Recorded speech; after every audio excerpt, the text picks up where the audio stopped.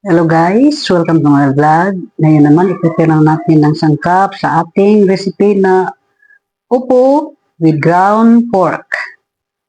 Siguro nagtataka kayo guys kung bakit manghilig-hilig ko talaga magluto ng upo. Dahil nga itong gulay na ito is madali lang siyang lutuin at madali mo lang siyang samahan ng mga iba-ibang sangkap. At madali na din maluto at mura lang yan siya, kaya ganyan. At marami yan siyang mga benefit sa katawan ang upo, ganyan lang yan. Diba?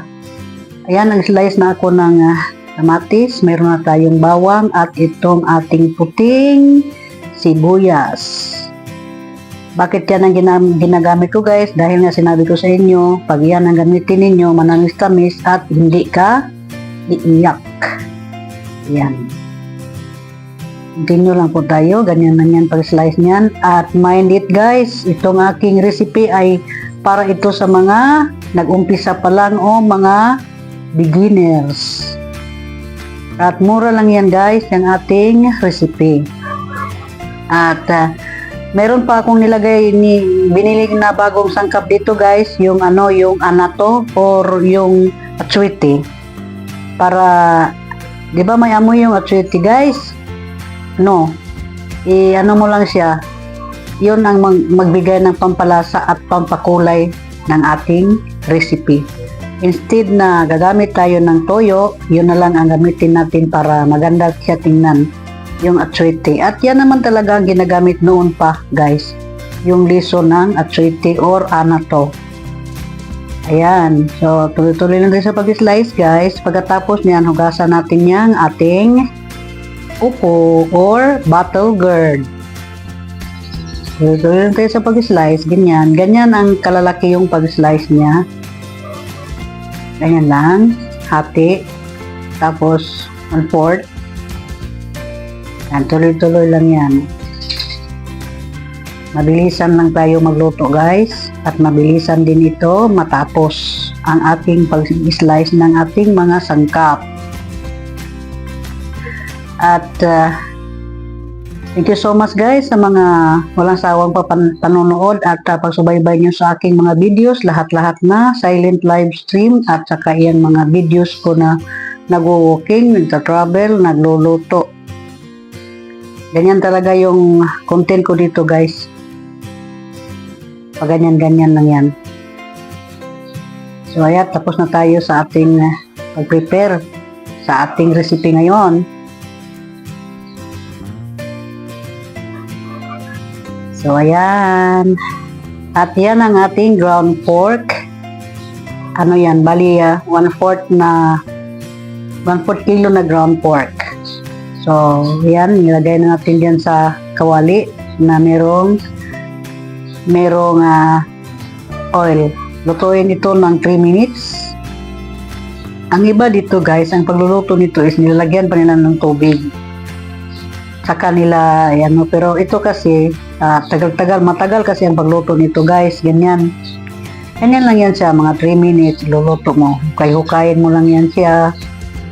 Hukay-hukayin lang ang ating ground pork. Lagyan ito ng asin at ground pepper para malasa yung ating pork. Simple lang ito guys, yung pagluluto natin. Yan, nilagyan ko siya ng asin. At saka paminta na durog. So, tuloy-tuloy lang tayo sa ating pagluluto guys. Ang bilis-bilis lang ito maluto. At huwag kayong mag-alala, masarap to. Manamis-tamis. At kapag ako magluto nito guys, talagang merong kukunting sauce or sabaw. Ganyan ang sinimay magluto ng mga ganyan. At noon kasi hindi ako nagluluto guys ng mga ganito. Nakita ko lang ito na niluluto ng tiyahin ko. Ganyan sa magluto. So sinusunod ko lang. Actually hindi talaga ito sa aking recipe ha. Sinusunod ko lang yung sa tiya ko noon na magluluto siya ng ganyan. Tapos hindi soy sauce ang nilagay niya para pampakulay. Yung to nga, yung atsuete. Ayan, so 3 minutes na guys. Ilagyan ko ulit siya ng oil. At alam na ninyo na yung oil na ginagamit ko is palm oil. So, iuna natin yung ating sibuyas na puti.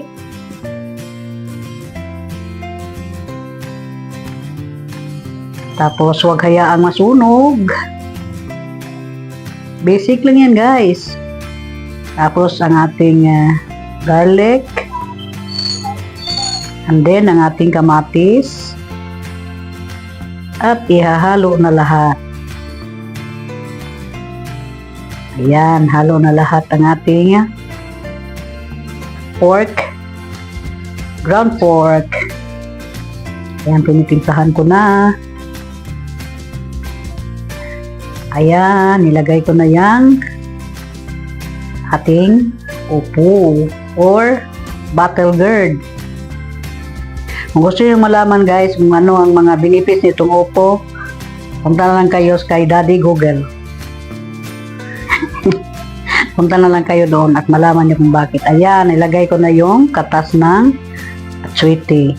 Mabilis lang yung gawain ng ganyan guys. Para magbili kayo doon sa palengke ng ganyan. Ano to? Bigyan kayo dyan. Marami naman inibintang ganyan. Tapos ibabad mo siya sa mainit na tubig. Para kasatas kagad. Tingnan nyo, di ba nagiluwis yung ano niya kagad? Yung kanyang sabaw. O ganyan yan guys. At madali lang ito maluto ang ating upo. At nilagyan ko uli ng mainit na tubig. Ayan. Tapos takpan. Madali lang yan. Takpan. Mga ilang minuto. Tapos dinagdagan ko siya ng isang kutsarang tomato ketchup. Para mag-blend yung lasa niya. Para maiba. So, nilagyan ko siya ng isang kutsarang tomato ketchup.